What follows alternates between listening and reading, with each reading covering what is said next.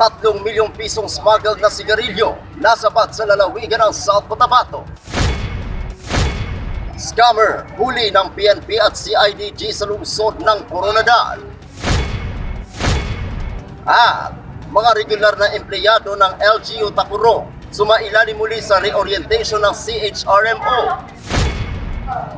Yan ang ulo ng mga balita sa pagbabalik ng Soccer Gen Headliners.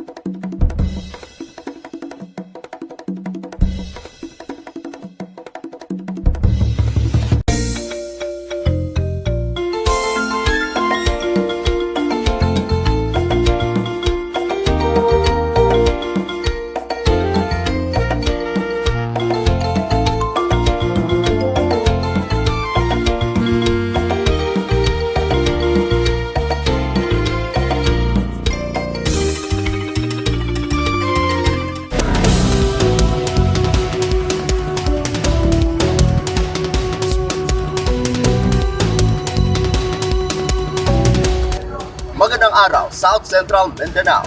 Narito na mga paunahing balita sa Soccer Gen Headliners ngayong Agosto 31, taon 2023. 3 milyong pisong smuggled na sigarilyo nasabat sa lalawigan ng South Cotabato. Narito ang ulat. Kakasuhan ng PNP ng paglabag sa Customs Modernization ng Tariff Act ang dalawang katao na nabisto nilang nagtatransport ng mga smuggled na sigarilyo sa bayan ng Tantangan, lalawigan ng South Cotabato. Kinilala ni Tantangan Chief of Police Major Randy Apostol ang mga suspect na sina Norhamin Makangko, 28 taong gulang, driver na sinakyang nilang wing van, at Amer Hinda, 18 taong gulang, truck helper, pawang mga taga Pinyol, bayan ng Maitom, lalawigan ng Sarangani. Ayon kay Apostol, sina Makangkong at Hinda ay inabangan ng mga pulis sa checkpoint sa National Highway sa barangay Nyukuyapo, bayan ng Tantangan. Ito ay matapos makatanggap ng ulat ng pagtransport ng mga ito ng mga kontrabando gamit ang wing van. Ayon kay Apostol, lula ng wing van ang mga umano'y smuggled na 299 boxes ng Canon cigarettes. Ang mga ito ay nagkakahalaga ng 3 milyong piso. Dagdag pa ni Apostol, ang mga kinumpiskang sigarilyo ay mariing i-turnover ng PNP sa Bureau of Customs sa lungsod ng General Santos. Ayon kay Apostol, ang mga nakumpiskang sigarilyo ay mula sa bayan ng Palimbang, lalawigan ng Sultan Kudarat, at posibleng dadalhin ng mga suspect sa lungsod ng Tacurong at karating lugar. Ako ang inyong kaibigang Apolinario 30 Valencia para sa Soccer Gen Headliners. Scammer, huli ng PNP at CIDG sa lungsod ng Coronadal. Mag-ingat sa mga scammer na ginagamit ang pangalan ng Department of Interior and Local Government o DILG at iba pang mga sakay ng pamahalaan para makapanloko. Ito ang paalala sa publiko ni DILG 12 spokesperson Arthur Tox Condes. Sinabi ito ni Condes matapos mahuli sa entrapment operation ng PNP at CIDG sa Coronadal ang suspect na si Kenneth Eliver, 23 taong gulang, walang trabaho. Ayon kay Condes, para makapangikil, nagpanggap si Eliver na kawani ng DILG. Modus nito na manghingi ng pera sa mga biktima kapalit ng pagpasa ng mga government exams jobs tulad ng civil service exam, licensure examination for teachers at iba pa. Dagdag pa ni Condes, nagpanggap din si Eliver bilang kasapi ng Philippine Center for Investigative Journalism o PCIJ na sinasabi sa kanya mga biktima na may tanggapan sa DILG compound sa Coronadal na hindi naman aniya totoo. Ayon kay Condes, Target ng suspect ang mga bagong graduate na nais makapagtrabaho agad sa pamahalaan. Sinabi ni Contes na kadalasan ng mga biktima ni Oliver ay hinihingan nito ng mula 3,000 piso hanggang 17,000 piso depende sa nais nitong government eligibility. Panawagan ni Contes sa mga biktima ni Oliver tumulog sa Coronadal PNP o DILG-12 office at kasuhan ang nasabing scammer. Sa ngayon, nasa paggamutan ng suspect dahil masama umano ang pakiramdam.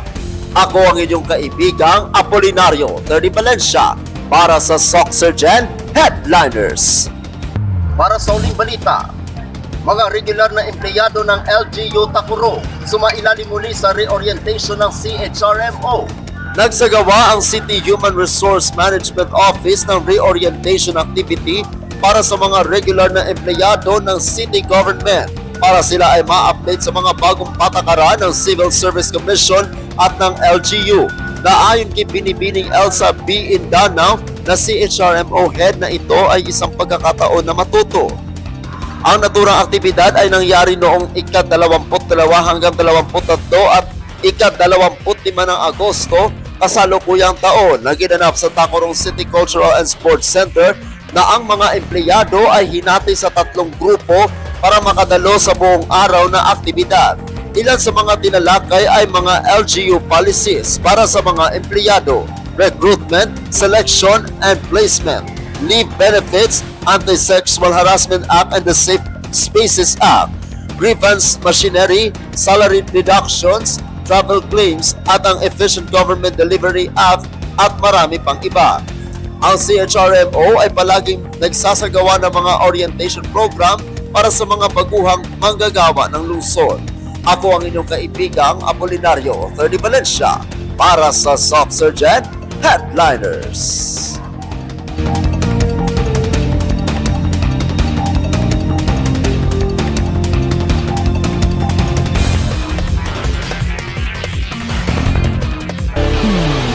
At yan ang kabuuan mga balita sa araw nito. Mga balitang kailangan ninyo malaman, balitang walang kinakampihan, mga balitang totoo, mga balitang may dalang aral at inspirasyon. Ito ang Soxergen Headliners. Hanggang bukas, maraming salamat at magandang araw, kaibigan.